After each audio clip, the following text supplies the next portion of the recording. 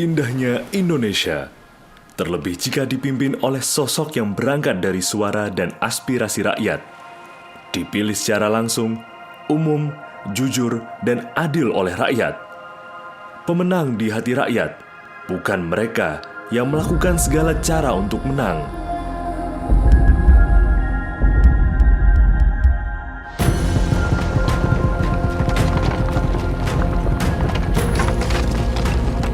Ayo hentikan. Perlu andil dari semua kalangan. Indonesia butuh partisipasi aktif dari semua lapisan masyarakat untuk ikut mengawasi pemilu. Bersama, kita wujudkan pesta demokrasi yang berintegritas. Mulai dari kamu, laporkan langsung apabila terjadi pelanggaran pemilu kepada pengawas pemilu. Ayo awasi bersama Pemilu 2024 untuk pemilu yang bersih dan damai. Assalamualaikum warahmatullahi wabarakatuh. Selamat berjumpa di webinar Pojok Pengawasan Bawaslu Kabupaten Kendal. Kali ini bersama saya Firna Diana Findusia, dan kita akan ngobrol bareng dengan narasumber yang luar biasa. Pada kesempatan kali ini saya boleh bacakan dulu CV-nya? Boleh, sedikit aja. Sedikit aja ya. Iya, untuk CV dari narasumber kita kali ini, nama lengkap Ermi Sri Ardianti. Beliau tinggal di Kalisegoro Gunung Pati, Semarang. Dan saat ini sebagai Komisi Informasi Provinsi Jawa Tengah, jabatannya adalah Komisioner Bidang Kelembagaan. Sedangkan pengalaman organisasinya, beliau adalah CEO representatif IT Indonesia for Hati Jawa Tengah. Dan pengalaman pekerjaannya, CEO Founder Social Drive Komisi Informasi Jawa Tengah. Apa kabar? Baik, Mbak Firna. Alhamdulillah bisa mampir juga di Bawaslu Kendal. Iya, Kali ini kita ada di webinar Pojok Pengawasan. Iya. Kenapa kalau pengawasan harus ada di pojok? Mungkin agar bisa melihat ke sekitar dengan perspektif yang lebih lebar. Betul sekali, karena kalau kita lihat ketika kita lagi tes, enak tuh ngawasin di pojokan. Betul. Iya. Dan webinar kali ini membahas tentang urgensi keterbukaan informasi publik dalam penyelenggaraan pemilu 2024. Dan untuk yang sedang menyaksikan channel YouTube-nya Bawaslu Kabupaten Kendal, selamat menyaksikan. Jangan sampai pedot tengah jalan, karena nanti informasinya setengah, jadi tidak betul-betul terbuka informasinya. Iya, nanggung ya. Nanggung. Iya. Dan langsung saja, seperti apa ini urgensi dari keterbukaan informasi publik berkaitan dengan pesta demokrasi 5 tahunan pemilu 2024. Silakan Bu Ermi. Iya. Jadi dalam pemilu itu tentu ada proses yang ingin diciptakan. Yang pertama adalah membuat pemilu ini partisipasinya tinggi, akuntabel. Prasyarat dari kedua hal itu adalah informasi. Iya. Atau kalau kita mau sebut sebagai pilarnya transparansi. Nah, transparansi itu kalau tidak diberikan secara clear alias terbuka, jernih, maka dia akan menimbulkan hal-hal yang kita bisa anggap sebagai tidak akuntabel, Iya. potensi untuk adanya terjadi hoax, ada misinformasi yang menimbulkan kekacauan. Nah, ini yang diperlukan.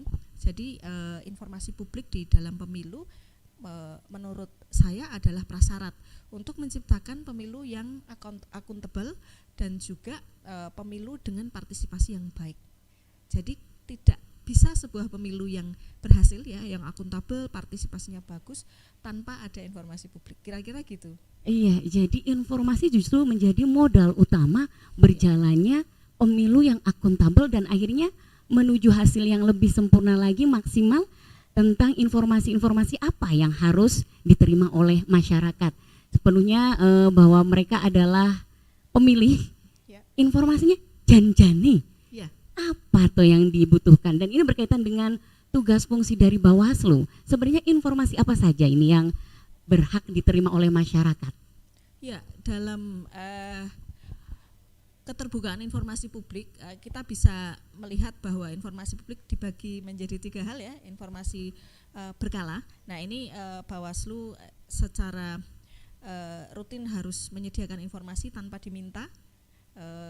itu terkait dengan tugas fungsinya ya, mulai dari profil staf maupun komisioner, kemudian yang kedua tentang apa yang dilakukan program-programnya, kemudian informasi yang terkait dengan kepemiluan misalnya, tahapan, kemudian cara-cara masyarakat berpartisipasi, Betul. kemudian penanganan pengaduan, Iya. anggarannya, kemudian yang selanjutnya pengadaan barang dan jasanya, selanjutnya misalnya kinerja itu artinya apa yang telah dicapai tahun lalu, jadi itu bisa dijadikan bahan evaluasi. Yang paling kira-kira urgent yang karena ini Bawaslu adalah sebagai pengawas ya, sebagai wasit kira-kira. Betul, iya, gitu. pengawas. Sebagai wasit adalah secara khusus tugasnya salah satunya adalah bagaimana masyarakat bisa terus berpartisipasi. Berarti kanal pemberian informasi dan pengaduan itu harus sebesar-besarnya dibuka. Oke. Begitu. Kalau tidak dibuka kanal pemberian informasi dan juga pengaduan, maka tugas Bawaslu sebenarnya tereduksi. Begitu. Jadi dua hal tersebut menjadi salah dua kunci. Bukan Begitu. hanya salah satu ya, Iya, jadi salah ada dua kunci. Betul. Pertama, Memberi informasi, ya, pelayanannya.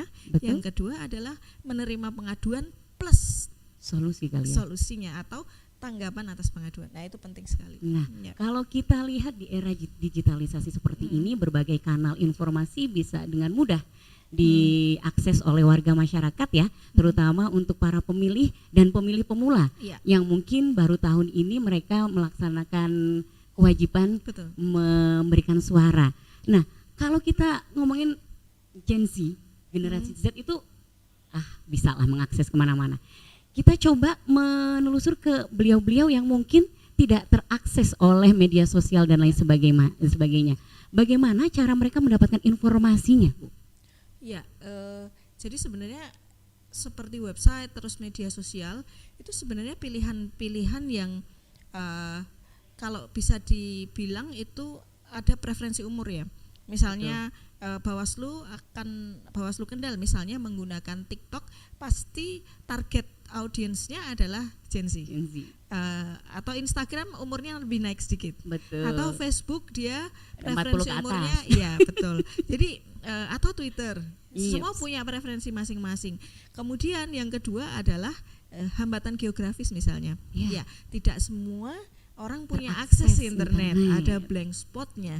Nah, ini salah satu tugas beratnya Bawaslu. Bagaimana caranya membuat sosialisasi, termasuk diantaranya adalah salah satu mandat utamanya pencegahan. Itu caranya bisa menggunakan media-media tradisional. Nah, ini yang juga pengen kita lihat bagaimana caranya Bawaslu menggunakan media tradisional atau justru kesenian tradisional juga untuk mensosialisasikan tentang tahapan-tahapan pemilu, termasuk yang menjadi mandat Bawaslu di pencegahan. Kira-kira Iya. gitu. Seperti yang kita ketahui bahwa dalam pelaksanaan pemilu, Iya. kemungkinan untuk terjadinya pelanggaran Iya. pasti ada. Iya. Nah, sedangkan kalau kita ngomongin tentang informasi yang didapatkan oleh warga masyarakat, katakanlah ada masyarakat yang menemukan adanya pelanggaran, Ya. menurut masyarakat itu pelanggaran, Ya. apakah setelah dilaporkan ke Bawaslu melalui beberapa akses media sosialnya akan segera tertangani atau memang harus berproses dulu? Ya, untuk itulah sebenarnya di dalam sebuah badan publik ya, kalau kami menyebut di undang-undang itu semua yang memenuhi syarat menerima anggaran dari APBN APBD itu kan disebut badan publik, termasuk Bawaslu. Nah, Betul. setiap badan publik itu juga harus punya dan menetapkan standar operational procedures, termasuk penanganan komplain. Nah, contoh misalnya di penanganan komplain itu kan harus diusahakan terintegrasi. Artinya mau pakai media apa itu nanti di dalam sebuah sistem manajemen di dalam pengaduan itu jadi satu tetap yang harus dijawab secara cepat.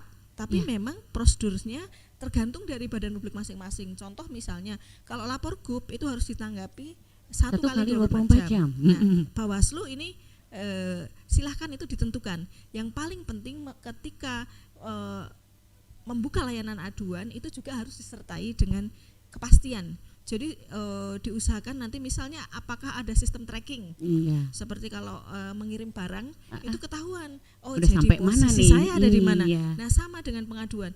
Orang kalau mengadu secara psikologis pasti akan bertanya-tanya. Sebenarnya sampai di mana Pengaduan posisi saya ini saya. gitu.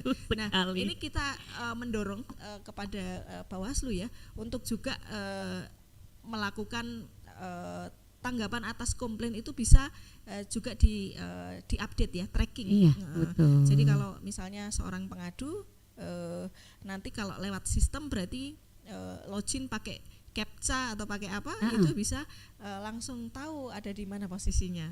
Nah, misalnya begitu. Atau diberikan batasan, kami akan menanggapi komplain itu Sekian kali maksimal sekian. Nah. sekian hari. Gitu. Jadi memang ketika membuka layanan pengaduan, fast respon itu benar-benar dibutuhkan. Betul. Ditunjang lagi dengan sistem yang terintegrasi dan benar-benar transparansi bahwa sampai di manakah pengaduan itu, sudah ketemu solusinya atau belum. Jadi kesannya jangan sampai hanya sekedar menampung aduan, tapi hanya cuma dikumpulin saja, tidak sampai terselesaikan. Iya, jadi yang sedang menyaksikan channel YouTube-nya Bawaslu, webinar Pojok Pengawasan. Kali ini kita ada di temanya tentang urgensi keterbukaan informasi publik dalam penyelenggaraan pemilu 2024. Dan tadi sudah disebutkan ya beberapa nih, kalau mau ngadu gimana, terus informasinya seperti apa. Kita ke isu-isu yang terjadi pada saat sebelum pelaksanaan pemilu, terutama pemilu yang akan diadakan di tahun 2024 ini. Ada beberapa suara yang dibutuhkan. Yang pertama, yang lagi booming-boomingnya capres dan cawapres. Yang kedua, DPD, meskipun sepertinya tidak sepopuler capres cawapres. Ada juga dari DPRD provinsi, DPR RI, DPRD provinsi, DPRD kabupaten kota. Ini pelanggaran-pelanggaran dari 5 suara yang akan dibutuhkan ini kemungkinan bisa saja terjadi. Tapi bisa dicegah juga dong Bu. Bisa dicegah juga sebenarnya. Dengan informasi yang disampaikan ke masyarakat jelas dan tidak ada sesuatu yang mudah dibelokkan. Sekarang gimana nih Bu caranya kita menginformasikan Bawaslu? Kita ngomongin tentang fungsi dan tugas Bawaslu untuk mengedukasi masyarakat tentang pencegahan pelanggaran dalam tahapan-tahapan pemilihan umum, terutama untuk yang akan kita gelar di Februari 2024. Ya, sebenarnya Bawaslu itu punya tantangan pekerjaan yang berat ya. Jadi yang pertama karena masa kampanye yang diperpendek menjadi 75 hari, tentu bukan sesuatu yang mudah. Tantangan kedua adalah sekarang yang harus dicoblos itu 5 kertas suara. Dua hal tersebut akan menjadi hal-hal yang harus diberikan upaya yang keras dari Bawaslu. Ya, yang pertama kerja keras sekali. Ya, yang pertama adalah 5 kertas suara. Maka 5 kertas suara nanti bersama KPU menurut saya itu harus clear di masyarakat apa yang harus dicoblos. Nah, ini dia. Betul. Termasuk misalnya nanti simulasi kertas suara itu juga harus sering dilakukan dengan menggunakan bukan hanya televisi atau ditaruh di website ya, tapi mungkin bisa mengunjungi ke tingkat-tingkat yang lebih rendah secara langsung di desa, karena di desa dan kelurahan itu kan unit terkecil dari masyarakat yang kerawanan itu bisa paling banyak terjadi di sana. Di desa. Ya, jadi contoh misalnya bukan hanya soal pelanggarannya, tetapi keberhasilan pemilu salah satunya juga ditentukan seberapa masyarakat itu mencoblos dengan benar misalnya. Nah, gitu. Jangan sampai ini malah jadi muspro ya, suaranya tidak terpakai. Gitu. Oke, dan kita masih ada di webinar Pojok Pengawasan bareng sama Bawaslu Kabupaten Kendal di channel YouTube-nya Bawaslu Kendal. Ya, dan saya Firna masih ditemani narasumber yang luar biasa. Beliau adalah Ibu Ermi Sri Ardianti yang merupakan komisioner bidang kelembagaan Komisi Informasi Publik. Komisi Informasi saja ya. Komisi Informasi Komisi Informasi Jawa Provinsi Jawa Tengah. Iya. Ngobrolin tentang informasi, keterbukaan informasi publik terutama jelang gelaran pemilu 2024. Nah, Kalau tadi kita sudah ngomongin tentang 5 suara, bagaimana cara mensosialisasikannya. Kalau agak melipir sedikit ini untuk informasi tentang netralitas ASN dan kawan-kawannya. Ini bagaimana nih Bu? Ya, jadi memang ada beberapa hal yang menjadi ikutan ya dari sebuah mekanisme pemilihan. Contoh misalnya di tingkat desa, kepala desa itu kan dipilih dengan popular vote ya, dengan suara terbanyak ya, bukan dipilih oleh birokrasi. Jadi mau tidak mau itu menjadi sesuatu yang berbeda. Oleh karena itu misalnya soal netralitas ini mungkin di desa tantangannya lebih besar, karena misalnya kepala desa itu tidak serta-merta bisa diatur sebagai ASN yang harus manut kepada birokrasi di atasnya, karena sistem pemilihannya berbeda. Nah ini challenge-nya di desa sebenarnya. Kalau di misalnya di tingkat birokrasi betul juga berat, tetapi kira-kira kalau dengan sistem pemilihan yang di ASN di mungkin kabupaten, di kota, di provinsi itu akan lebih berat di desa. Kira-kira Panwascam, kemudian yang di tingkat desa itu juga challenge-nya lebih besar untuk mengawasi. Jadi kalau menurut saya titik-titik kritisnya ada di yang paling depan di desa. Begitu. Garda terdepannya ada di Panwaslu desa. Iya betul. Oke. Dan karena titik kerawanannya yang lebih rawan dibandingkan dengan mungkin daerah perkotaan atau mungkin yang dekat dengan pemerintahan pusat, ini tentunya membutuhkan effort yang lebih besar. Iya. Betul. Jadi misalnya begini juga, kalau kita lihat dari perspektif yang sebelumnya, misalnya nanti daftar calon tetapnya kan sudah ditetapkan ya. Sudah. Ya, dan mungkin KPU dan Bawaslu bisa memfasilitasi agar juga terjadi di website ya, mungkin bisa fotonya sekaligus dipasang di situ. Nah. Kalau kita pilih menu misalnya calon anggota dapil sekian, sudah ada fotonya, sudah ada mungkin bisa diakomodir profil dan juga program kan diusung gitu. Jadi memang juga menjadi tantangan bukan hanya di penyelenggara pemilu ya, KPU dan Bawaslu, tetapi juga dari perspektif yang akan ikut kontestasi. Itu pendek apa yang harus dilakukan kan, itu juga challenge juga buat mereka ya. Betul. Gitu. Jadi waktunya pendek. Betul, waktunya saingannya pendek. Banyak, kata suaranya ada 5 lagi. Betul. Jadi ini sepertinya memang harus dicari jalan baiknya ya, jalan tengah gitu. Misalnya juga nanti ketika sudah ditetapkan itu bisa difasilitasi misalnya di website, diumumkan bersama-sama ya. Betul. Gitu. Seperti meskipun mungkin sangat banyak ya. Ya pasti. Ya betul. Cuman kan tidak harus di satu sesi. Mungkin sesi pertama adalah dari dapil 1, sesi kedua dapil kesekian bisa ditayangkan semua. Betul. Karena sekarang ini akses informasi itu karena saking mudahnya takutnya malah dipelintir Bu. Oke. Ini bagaimana caranya masyarakat itu bisa membandingkan ini sebenarnya informasi ini tuh benar atau tidak, meskipun terkadang itu kita dapatkan dari platform yang sudah punya nama atau mungkin sosmed dari yang bersangkutan, katakanlah sosmed dari beberapa lembaga. Ini cara memfilternya seperti apa untuk warga masyarakat ini Bu? Iya, kalau dari sisi penyedia dulu ya, jadi dari sisi supply itu yang diharapkan dari sebuah media sosial dari pemerintah itu sebenarnya yang pertama ada akurasi dan juga dengan apakah informasi tersebut tepat ya. Betul. Tidak itu. Kemudian ini juga sekaligus mengecek apakah itu hoax atau tidak. Jadi kan pemerintah juga punya tools tersendiri untuk anti hoax ya. Jadi bisa dicek terlebih dulu apakah informasi tersebut mengandung hoax atau tidak. Misalnya ataukah fotonya itu bisa ditelusuri apakah dia hoax atau tidak. Jadi termasuk diantaranya menurut saya kalau sudah masuki fase-fase kritis, Bawaslu bisa menyediakan layanan ya anti hoaxnya. Jadi masyarakat kalau mau ngecek tidak harus misalnya di pencarian Bawaslu untuk menu apa begitu.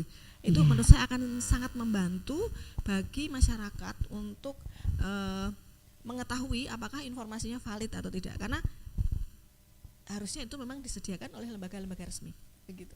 Iya, dan informasi ini bukan hanya dibutuhkan oleh orang-orang tertentu, tapi justru sekarang ini masyarakat informasi adalah kebutuhan yang primer. Betul. Bagaimana mereka bisa mengambil langkah, bagaimana terkadang nih kalau kita ngomongin di sosial media, netizen ini menggali informasi itu dari yang terbaik hingga yang terburuk untuk bisa membandingkan ini sing bener sing ngendi. Nah, dari situ kekritisan dari warga masyarakat ini mengenai keterbukaan informasi publik menjadi PR lembaga-lembaga yang menyediakan informasi. Dalam hal ini sahabat Bawaslu, bahwa Bawaslu Kendal bisakah mengakomodir informasi yang dibutuhkan oleh warga masyarakat berkaitan dengan pelaksanaan pemilu 2024 besok ya. Iya Bu Ermi, luar biasa sekali siang hari ini kita ngobrolin tentang keterbukaan informasi. Keterbukaan informasi sekarang ini bukan hanya buat para jomblo yang mau cari jodoh, betul? Dan keterbukaan informasi juga dibutuhkan oleh warga masyarakat ini mengenai profil yang akan dipilih. Betul. Terus tadi program yang akan dipilih. Nah, itu semua apakah bisa diakomodir oleh lembaga-lembaga dalam hal ini oleh Bawaslu atau mungkin oleh lembaga yang lain? Ya, saya rasa dua-duanya bisa ya. KPU sebagai penyelenggara yang sifatnya administratif, itu tentu yang menampung datanya ya. Sedangkan Bawaslu itu juga penting karena ini wujud dari menaikkan partisipasi masyarakat, itu yang pertama. Yang kedua juga memberikan informasi kepada masyarakat yang jernih ya, agar bisa memilih secara tepat. Jadi nanti kalau sudah ada di bilik suara, dia tidak bingung lagi. Oh, ternyata yang kertas dengan nomor 1 itu adalah kode untuk apa dan seterusnya. Warna, kita ngomongin warna biasanya ya. Warna atau mungkin nomor surat ya. Oh iya, nomor suratnya atau apa gitu. Jadi ini juga harus clear. Jadi menurut saya itu keduanya, yaitu KPU dan Bawaslu itu punya peran masing-masing untuk sama-sama juga bersinergi, betul. Gitu. Iya, jadi kebutuhan informasi itu tidak bisa dipenuhi oleh salah satu lembaga saja. Dalam hal ini tentang pemilu berarti sinergi antara KPU dan Bawaslu.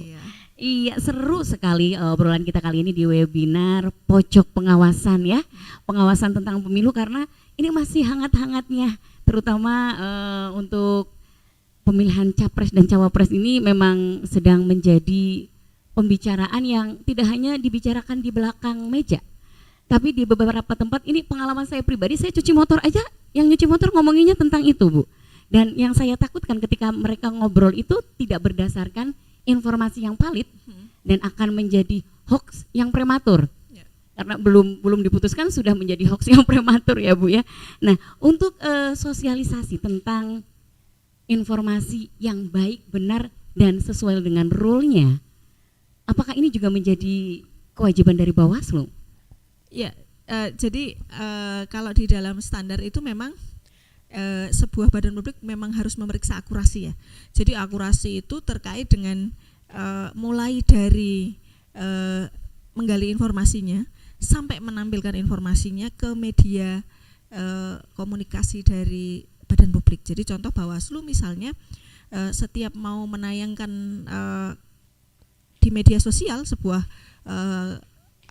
acara atau sebuah materi sosialisasi, itu ada tahapan yang nanti secara gradual itu dicek akurasinya.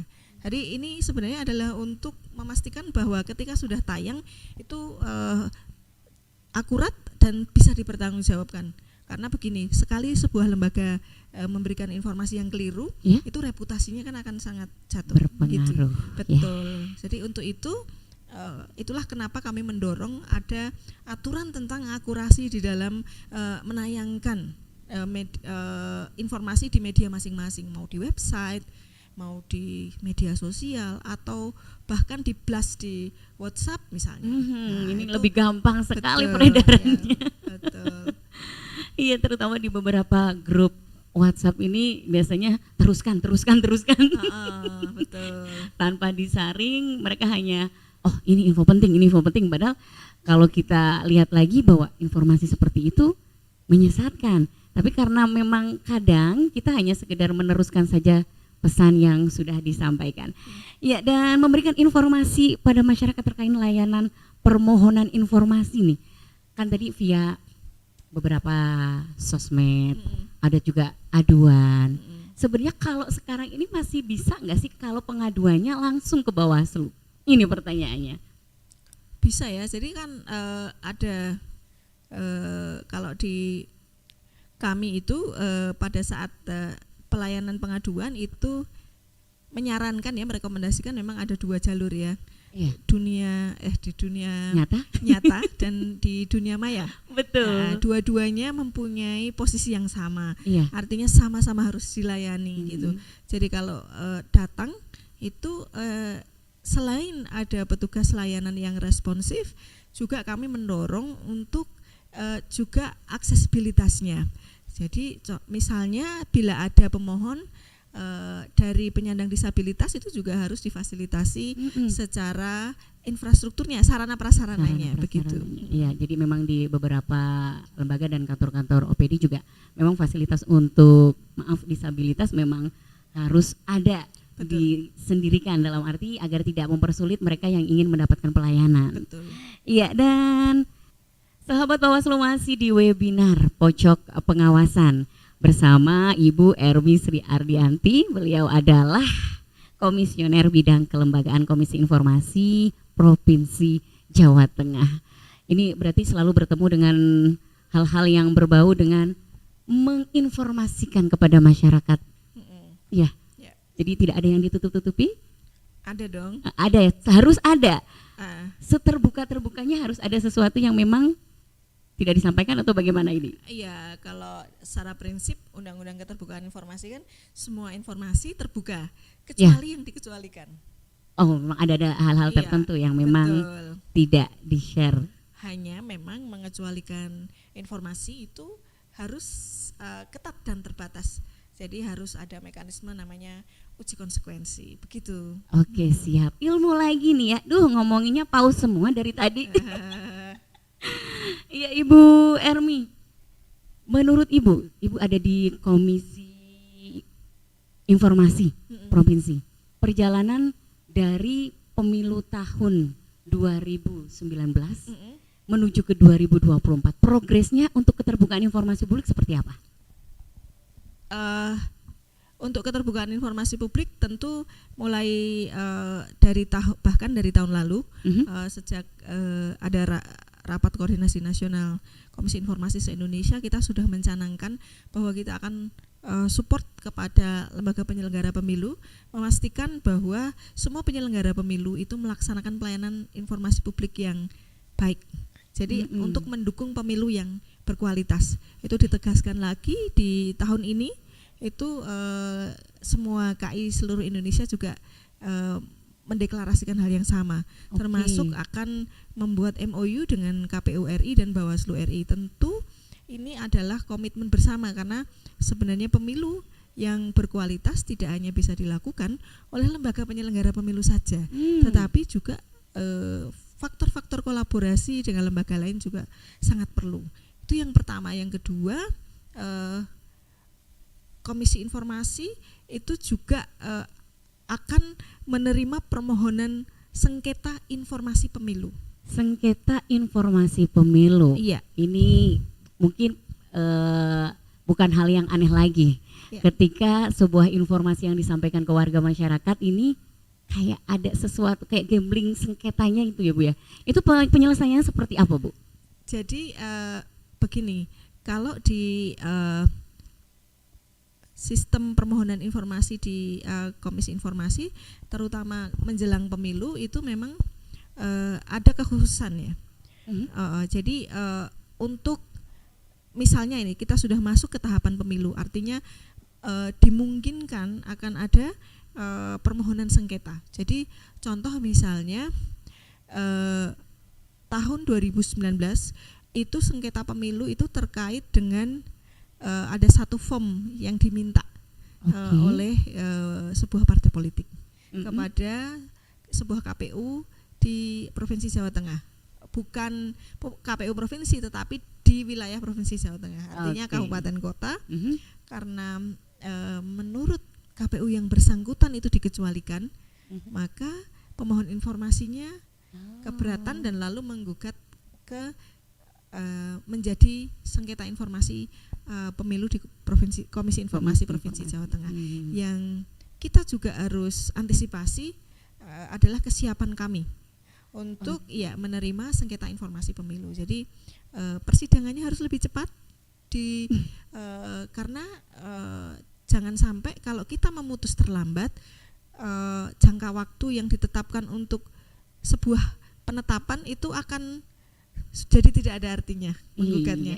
Jadi itu time manajemennya harus kuat. Jadi kami juga sudah mempersiapkan diri mulai dari beberapa waktu yang lalu untuk bagaimana cara menghadapi sengketa informasi pemilu. Jadi ini bukan sengketa pemilu tapi sengketa informasi pemilu. Jadi tetap saja konteksnya informasi. Informasi, bahwasanya memang terkadang ada yang merasa membutuhkan informasi itu di up ke publik, tapi ada tadi bahasanya pengecualian informasi oleh lembaga-lembaga tertentu yang memang sudah ada aturannya.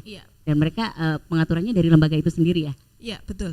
Kalau pengecualian informasi itu yang berhak melakukan adalah kalau di KPU adalah KPU RI, kalau Bawaslu RI. Kelembagaan maka pusatnya. Penting sekali di semua Bawaslu kabupaten kota untuk juga memahami daftar informasi dikecualikan dari Bawaslu RI. Nah, yang kedua selain memahami juga mensosialisasikan, karena itu juga untuk menjadi pemahaman dari yang ingin mencari informasi.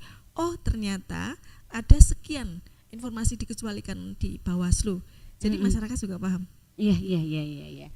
Oke, jadi keterbukaan informasi itu memang penting dan perlu sekali, terutama dalam rangkaian berjalannya persiapan dari pemilu 2024 yang kalau dihitung-hitung tinggal kurang lebih 4 bulan lagi ya. November, Desember, Januari, Februari, 4 bulan ya. 4 bulan lagi. Dan tahapan-tahapan yang sudah dilaksanakan tentunya akan menghadirkan informasi-informasi yang dibutuhkan oleh warga masyarakat, terutama bagi para calon pemilih. Ya, itu tadi webinar luar biasa, pojok pengawasan seperti tadi yang sudah disampaikan di depan. Lebih enak tuh ngawasin dari pojok ya. Betul. Dan buat sahabat Bawaslu yang sudah berkomentar di kolom komentar kami di channel YouTube-nya Bawaslu Kendal, terima kasih, dan terima kasih juga sudah menyaksikan kami.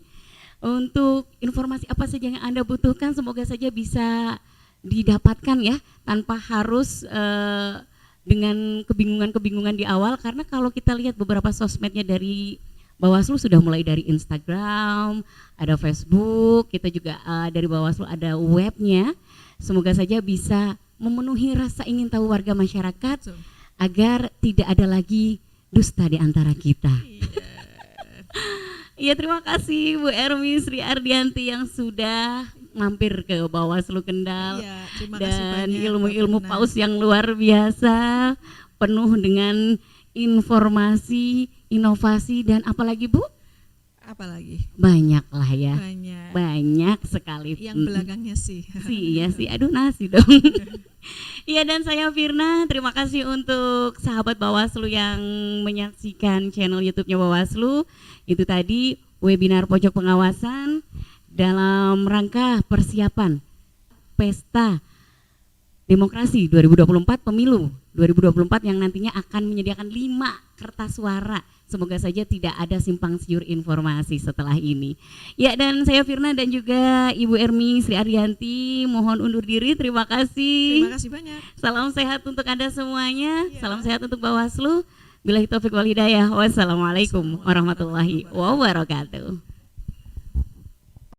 Indahnya Indonesia, terlebih jika dipimpin oleh sosok yang berangkat dari suara dan aspirasi rakyat, dipilih secara langsung, umum, jujur, dan adil oleh rakyat. Pemenang di hati rakyat, bukan mereka yang melakukan segala cara untuk menang.